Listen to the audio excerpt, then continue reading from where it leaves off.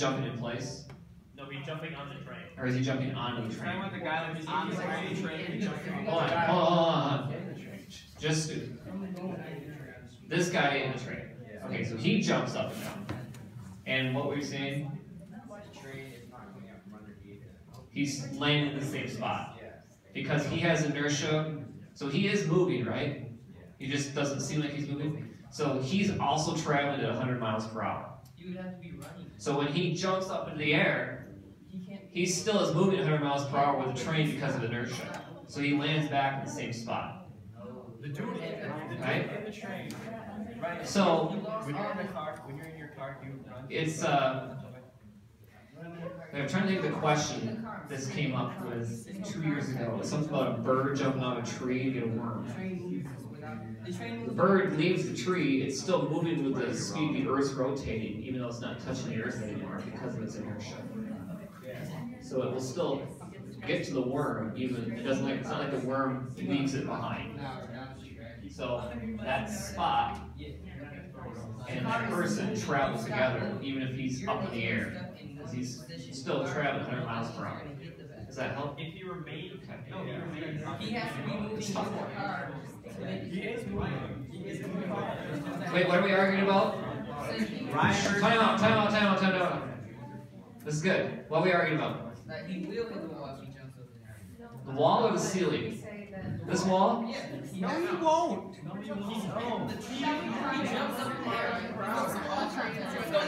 Okay. Shh. Time out. One person time right now. That's Ryan. Go. Position of the train keeps going while he's stuck in the position of the.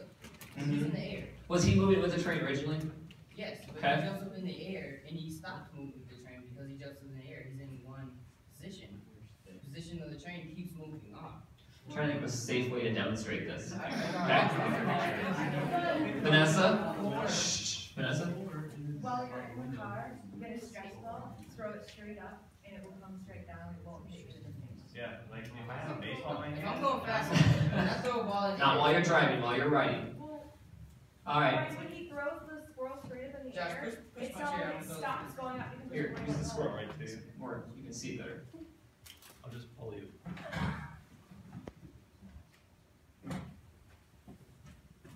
Oh my god!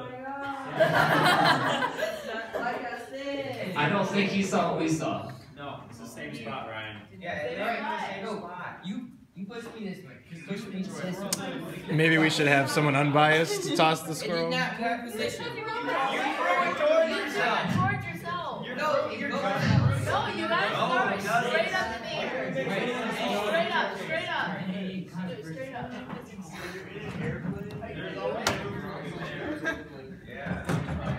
Wave It does Noel. not hit me. It's an easier way to test this. Yeah, I know what there's a picture. You can also just, if you run and throw something up in the air, it'll keep going with you. Like, if you throw it up in the air, it won't just instantly shoot out behind you. Also, if that was a thing, there would be a lot of no jumping signs on planes because you just, like, fly over the back.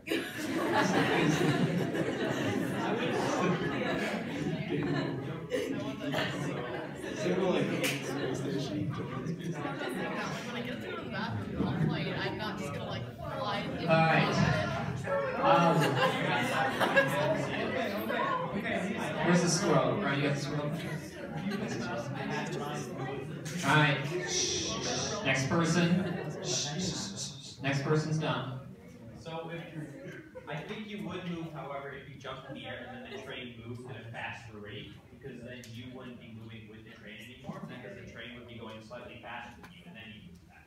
Like, if you So when you the jump, answer is he travels with the train, right? right? That's why he doesn't hit the back wall. Right. Because of inertia. So if I'm that person, I'm traveling 100 miles per hour this way. When I'm touching the floor, I am also traveling 100 miles per hour this way. When I leap up in the air, even though there's no more force, it's just like the projectile motion example, I still have inertia. So I'm still going to continue to move as I were, even though I'm not touching the floor. So I will still travel 100 miles per hour while I'm in the air and following the floor below me. And it actually ties in pretty well to the shoot the monkey example that we're about to talk about here.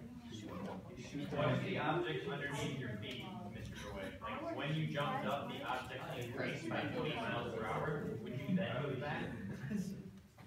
What?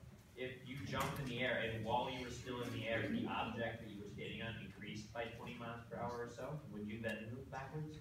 If I jumped up in the air at 100 miles per hour and the train slowed down, then I would land further forward in the car. And say If the train sped up while I was in the air, then I would land further back. So we're assuming in Stu's question that the train stays constant speed, and that there's no other forces acting on the person jumping when that person is in the air. Alright? Okay. So I have a boat on the lake, if you go shooting on it, and sometimes my friends try to stand up and then jump and then land back in the same spot, so if it accelerates, then it's not. Yeah, great, I love that. That sounds like fun. Field trip to Haley's boat. So we put Drew in a tube, and we're pulling the boat, and Haley's driving the boat at a constant speed, and right, we're gonna assume the tube doesn't move from the wind or something. And if Drew stands up in the tube and jumps up, he lands back in the tube, because he travels the same speed as the tube when he's in the air. Unless Haley accelerates the boat and pulls the tube out from underneath him while he's in the air. It would be hilarious. Which we would all thoroughly enjoy, and I think Drew would laugh harder than anybody else anyway. So.